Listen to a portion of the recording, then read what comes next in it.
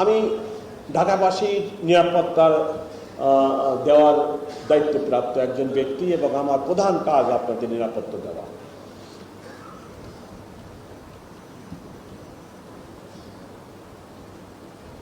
Mobile কোর্টের কথা বলেছেন। মোবাইল কোর্ট একজন ম্যাজিস্ট্রেট ঢাকা মেট্রোপলিটন পুলিশে বদলি হয়েছে, আমি তার মাধ্যমে ইমিডিয়েট ইভেন এই যে অটোরিকশার আপনার ব্যাটারি চার্জ হয়, সেখানে অবৈধভাবে এটা চার্জ হয়। এই সরকারের বিদ্যুৎ আপনি দিয়ে ব্যাটারিকে চার্জ করতেছেন, পয়সা দেন না, আবার কোনো ট্যাক্সও আপনি দেন না, এটার কোনো লাইসেন্সিং নাই, কিছুই নাই। সো এটা একটা জটিল বিষয়।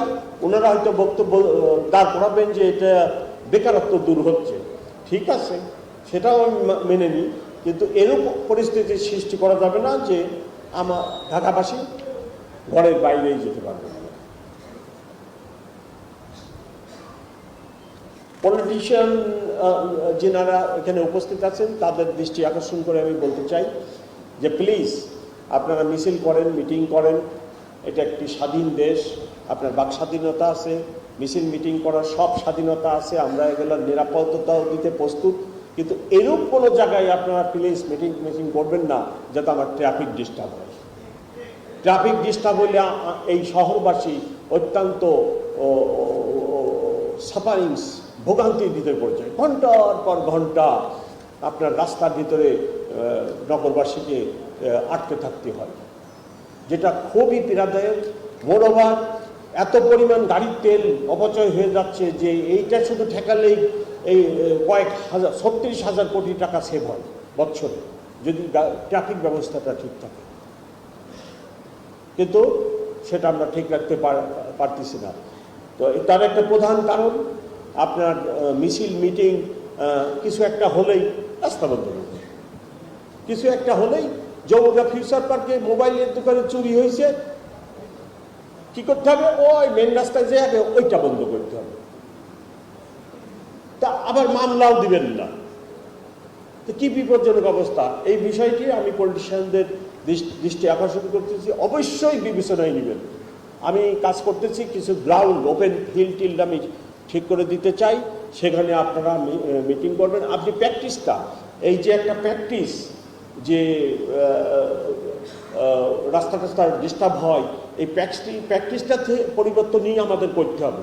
আপনারা করবেন, যারা করবেন সবাই একটা ওপেন যে মাঠে করলে আপনার রাস্তা ট্রাফিক ডিস্টার্ব হয় না, সেই জায়গায় যদি আপনারা এই প্র্যাকটিসটা না নিয়ে যান, তো এসব সমস্যার সমাধান কে করবে বলেন?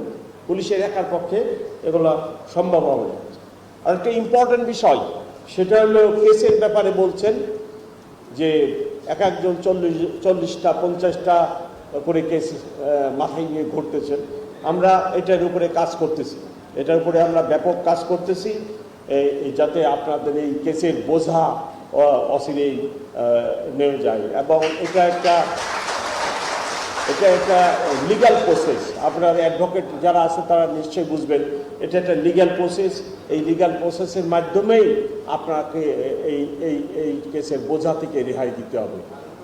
এটা এমন কোনো বিষয় না যে এখন ঘোষণা দিয়ে দিলাম আর হয়ে গেল। এখানে জুডিশিয়ারি, বিচার বিভাগ জড়িত আছে, এখানে অনেক বিষয় জড়িত আছে। সো আমরা এটার উপরে কাজ করতেছি। আচ্ছা, আমি জানি, সবই জানি, আমার জানা আছে। আচ্ছা, এই ছাত্র জনতা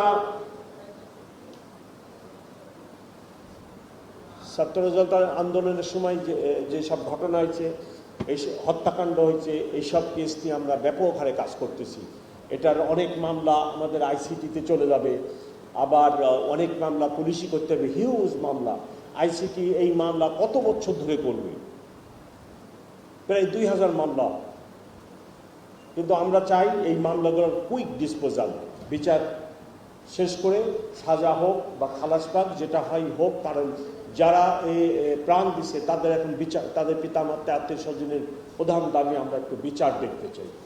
তো সেই কাজটি যদি আমরা না করি, আমরা নিজেরাও অপরাধী, যে বিচারটাও সে পাবে না, দেখবে না, এটা তো হতে পারে না। তাই এটার উপরেও আমরা ব্যাপক কাজ করতেছি। আমি প্রায় শেষের দিকে, আমি আপনাদেরকে অনুরোধ করব এই এই লোকালি আপনাদের আপনাদের যে কর্মকাণ্ড, লোকালি যে কর্মকাণ্ড, এটা 1 কিলো 1.5 কিলোর ভিতরে যদি হয় আপনারা প্লিজ হাঁটে হেঁটে যাবেন, ফুটপাথ দিয়ে আপনারা হাঁটে যাবেন, অটোরিকশা ব্যবহার করবেন না। কারণ অটোরিকশা ব্যবহার করলেই জটিলতা বেশি হয়। যদি 1 কিলোমিটার ভিতরে আপনার অফিস হয় তাহলে হাঁটে যান। ইভেন আমরা যদি পুরুষ মানুষ হই 1.5 কিলো হাঁটলেও তো আপনার সমস্যা নেই, আপনার ভালো কাজ হবে শরীরে।